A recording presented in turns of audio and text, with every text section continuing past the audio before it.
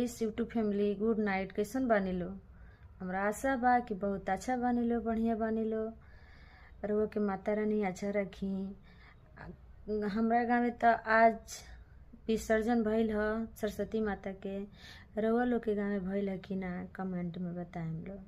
ओही विसर्जन पर माता जी के एगो छोटा सा भजन गावतानी। पसंद पड़ी तो लाइक कमेंट करम लो। हमनी के छोड़ी के नगरियानु हो, कहवा जइबुए माई। हमनी के छोड़ी के नगरियानु हो, कहवा जइबुए माई। रोअता लो तहरो ही बेटियानु हो, कैसे करी हम विदाई। रोअता लो तहरो जे बेटियानु हो, कैसे करी हम विदाई। जय माता।